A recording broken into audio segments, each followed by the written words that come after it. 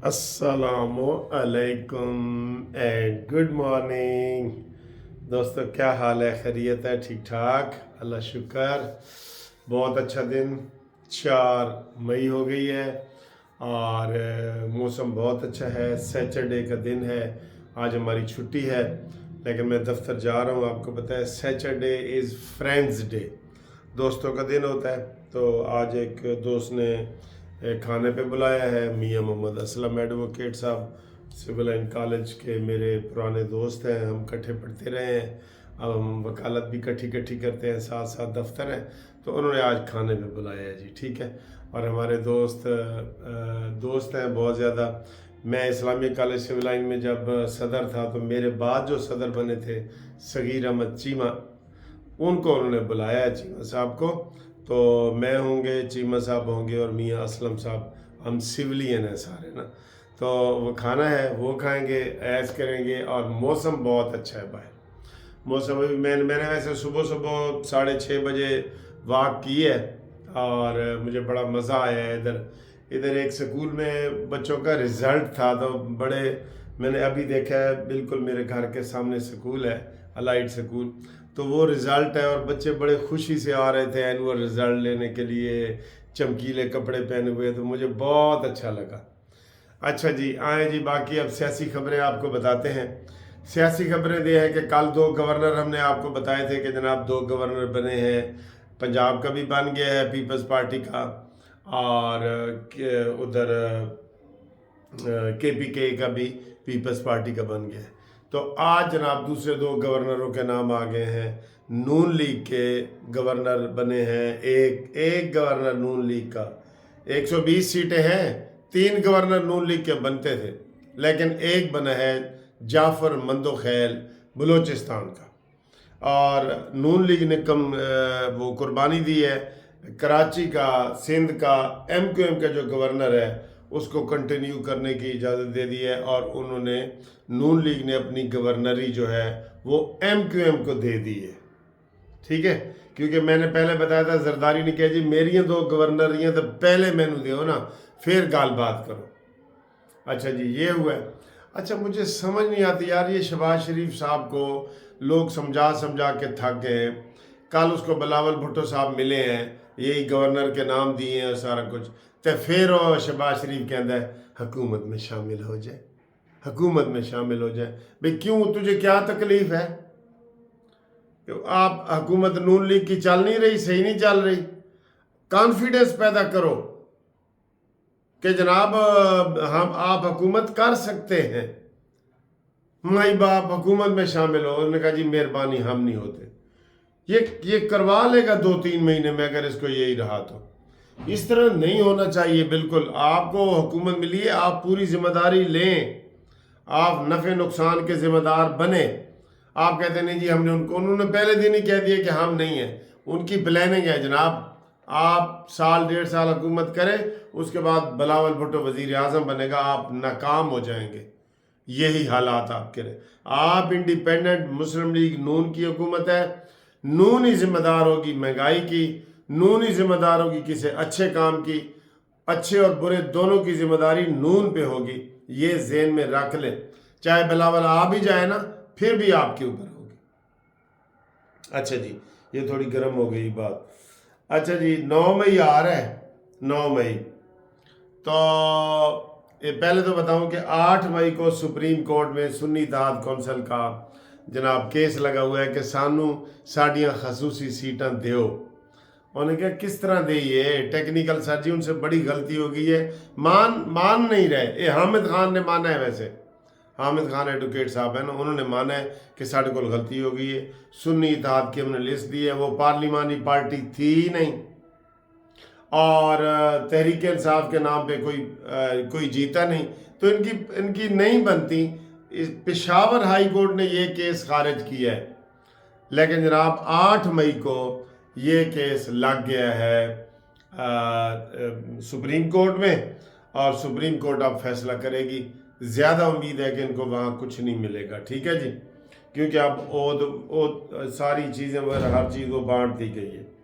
8 मई, तो 8 मई तो अगला दिन केड़ा है, 9 मई। हाँ जी, 9 मई को सर जी ये मैं कहता हूँ पूरा हफ्ता ये मनाए, मैंने तो स्कीम दी है कल आपको कि इनको जो फौज पे हमला हुआ है ना उसकी ये पूरा हफ्ता ब्लैक डे मनाएं, प्रोग्राम करें, जलसे करें, टीवी पे आके सारी बातें बताएं।